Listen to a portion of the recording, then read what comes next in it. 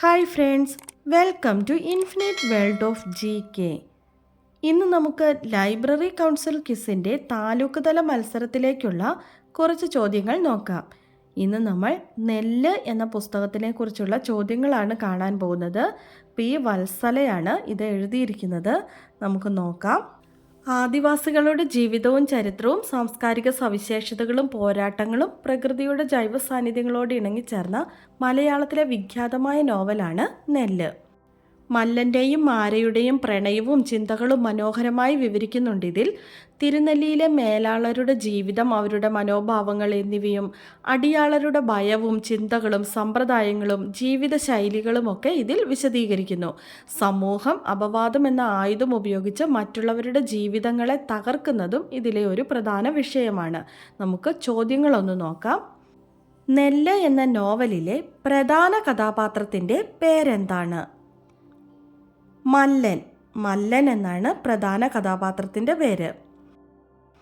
നെല്ല് എന്ന നോവലിലെ കഥാനായികയുടെ പേരെന്താണ്? മാര.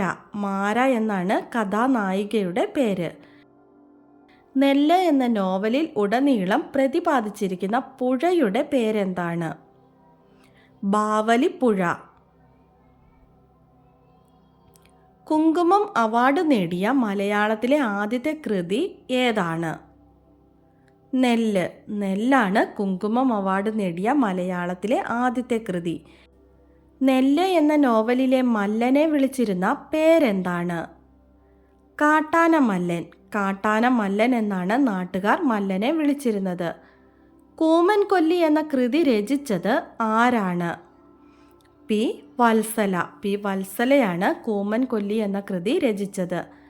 മാരയുടെ അച്ഛൻ്റെ പേരെന്താണ്? ചുണ്ടേലി. ചുണ്ടേലിയാണ് മാരയുടെ അച്ഛൻ. മല്ലനും മാരയും കൂടി താമസിച്ചത് എവിടെയാണ്? വെള്ളരൊടിയിൽ. വെള്ളരൊടിയിലാണ് മല്ലനും മാരയും കൂടി താമസിച്ചത്. ജവരപ്പെരുമൻ്റെ മകളുടെ പേര് എന്താണ്? പേമ്പി. പേമ്പി എന്നാണ് ജവരപ്പെരുമൻ്റെ മകളുടെ പേര്. അത് മാരയുടെ അമ്മയാണ്. മല്ലനും മാരയും തമ്മിൽ വിവാഹം കഴിക്കുന്നത് ഇഷ്ടമല്ലാതിരുന്നത് ആർക്കാണ്? കുറുമാട്ടിക്ക്. കുറുമാട്ടിക്ക് മല്ലനും മാരയും തമ്മിൽ വിവാഹം കഴിക്കുന്നത് ഇഷ്ടമല്ലായിരുന്നു. നാട്ടിപ്പണി കഴിയുന്നത് എപ്പോഴാണ്? കർക്കിടക മാസത്തിൽ. കർക്കിടക മാസത്തിലാണ് നാട്ടിപ്പണി കഴിയുന്നത്. നെല്ല് എന്ന നോവലിലെ ജീവിച്ചിരിക്കുന്ന കഥാപാത്രമായിരുന്നു കുറുമാട്ടി.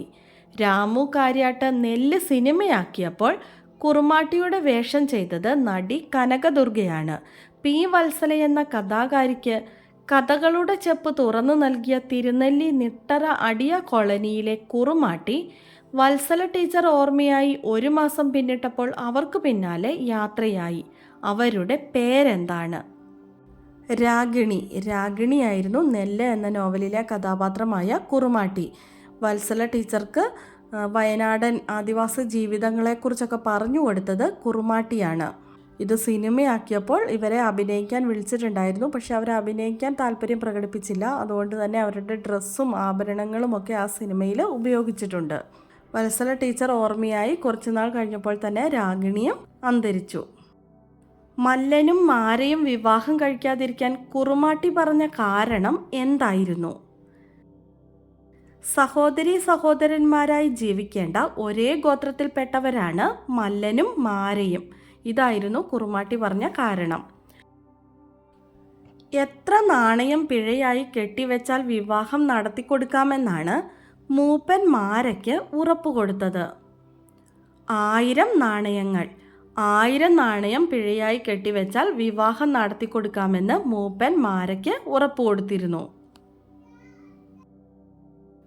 മല്ലൻ്റെ മരണത്തോടെ അനാഥയായ മാരയ്ക്ക് ജീവിതം നൽകാൻ തയ്യാറാവുന്നത് ആരാണ്? രാഘവൻ നായർ. രാഘവൻ നായരാണ് മല്ലൻ്റെ മരണത്തോടെ അനാഥയായ മാരയ്ക്ക് ജീവിതം നൽകാൻ തയ്യാറായത്. P. വത്സലയ്ക്ക് സാഹിത്യരംഗത്ത് കേരള സർക്കാർ ഏർപ്പെടുത്തിയിട്ടുള്ള പരമോന്നത പുരസ്കാരമായ എഴുത്തച്ഛൻ പുരസ്കാരം ലഭിച്ചത് ഏത് വർഷമാണ്? 2021 പി വത്സലയ്ക്ക് എഴുത്തച്ഛൻ പുരസ്കാരം ലഭിച്ചത്. കേരള സാഹിത്യ അക്കാദമി പുരസ്കാരം ലഭിച്ച പി വത്സലയുടെ നോവൽ ഏതാണ്? നിഴലുറങ്ങുന്ന വഴികൾ. പി വത്സലയുടെ നെല്ല് എന്ന നോവൽ പ്രസിദ്ധീകരിച്ച വർഷം ഏത്? 1972. 1972 നെല്ല് പ്രസിദ്ധീകരിച്ചത്. പി വത്സല അന്തരിച്ചത് എന്നാണ്? 2023 നവംബർ 21. പി വത്സലയുടെ അവസാനത്തെ നോവൽ ഏതാണ്? ചിത്രലേഖ. ചിത്രലേഖയാണ് പി വത്സലയുടെ അവസാനത്തെ നോവൽ. നമ്മുടെ കഴിഞ്ഞ ദിവസത്തെ ബോണസ് ക്വസ്റ്റ്യൻ, 2023 JC ഡാനിയൽ പുരസ്കാരം ലഭിച്ചത് ആർക്കാണെന്നായിരുന്നു. Answer Shaji N Karun. Answer കറക്റ്റായി ആദ്യം തന്നെ പറഞ്ഞിരിക്കുന്നത് നീതീസ് വേൾഡ്, രജിത എന്നിവരാണ്. Congrats both of you. അതുപോലെ തന്നെ ആൻസർ പറഞ്ഞിരിക്കുന്ന ബാക്കി എല്ലാ കൂട്ടുകാർക്കും അഭിനന്ദനങ്ങൾ. തുടർന്നും വീഡിയോ കണ്ട് സപ്പോർട്ട് ചെയ്യണമെന്ന് ഓർമ്മിപ്പിക്കുന്നു. നമുക്ക് ഇന്നത്തെ ബോണസ് ക്വസ്റ്റ്യൻ ഒന്ന് നോക്കാം. പി വത്സല ജനിച്ചത് എവിടെയാണ്? പി വത്സല ജനിച്ചത് എവിടെയാണ്? ആൻസർ അറിയാവുന്നവർ വേഗം തന്നെ കമൻറ്റ് ചെയ്തോളൂ. ഇന്നത്തെ വീഡിയോ നിങ്ങൾക്ക് എല്ലാവർക്കും ഇഷ്ടമായി കാണുമെന്ന് വിചാരിക്കുന്നു. ഇഷ്ടമായാൽ ലൈക്ക് ചെയ്യാനും നിങ്ങളുടെ കൂട്ടുകാർക്കൊക്കെ ഒന്ന് ഷെയർ ചെയ്ത് കൊടുക്കാനും സബ്സ്ക്രൈബ് ചെയ്യാതെ കാണുന്ന കൂട്ടുകാരുണ്ടെങ്കിൽ ഒന്ന് സബ്സ്ക്രൈബ് ചെയ്യാനും മറക്കല്ലേ. അടുത്ത ദിവസം പുതിയൊരു വീഡിയോയുമായി നമുക്ക് വീണ്ടും കാണാം. Thanks for watching.